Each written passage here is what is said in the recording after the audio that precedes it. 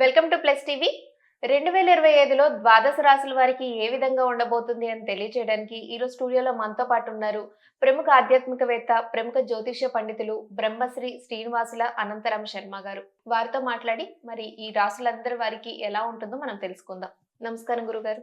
నమస్కారం అమ్మా. నృసింహార్పణం. గురుగారు, అలాగే మకర రాశి వారికి జనవరి నెలలో 2025లో ఏ విధంగా ఉండబోతుంది? మకర రాశి వారు కూడా అంతే, చక్కటి ఫలితాన్ని చవిచూస్తారు. వీళ్ళకి ఆలోచన ఎక్కువగా ఉంటుంది. వీళ్ళ ఆలోచన ఎలా ఉంటుందో అలా ముందుకు వెళ్దామని వెళ్తూ ఉంటారు. మిశ్రమమైన ఫలితం వస్తూ ఉంటుంది.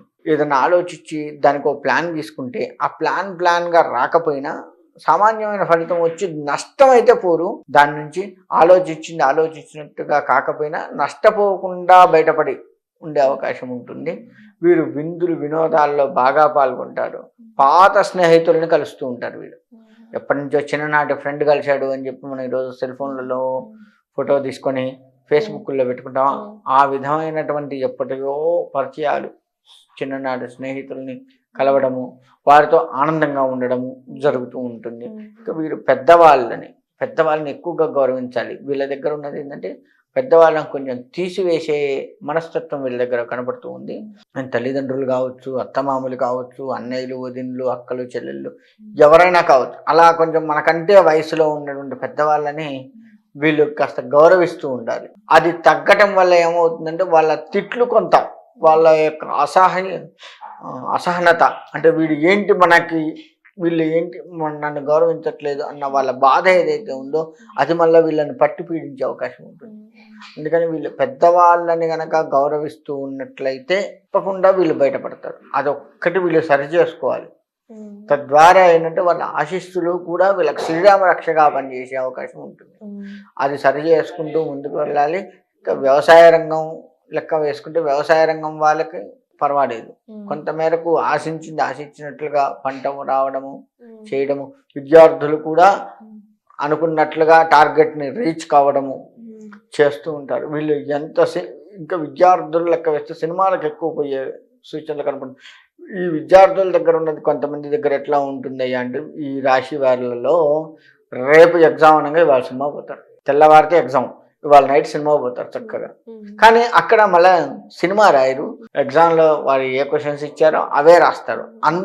అంత గొప్ప మెంటాలిటీ వీళ్ళల్లో కనబడుతుంది విద్యార్థుల్లో.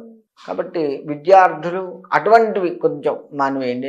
సిన్సియర్గా చదివితే ఎక్కువ మార్కులు వస్తాయి కదా, అటువంటివి తగ్గించుకుంటూ ఉన్నట్లయితే ఇంకా బాగుంటుంది. అట్లాంటివి చూసుకుంటూ వెళ్తే బాగుంటుంది.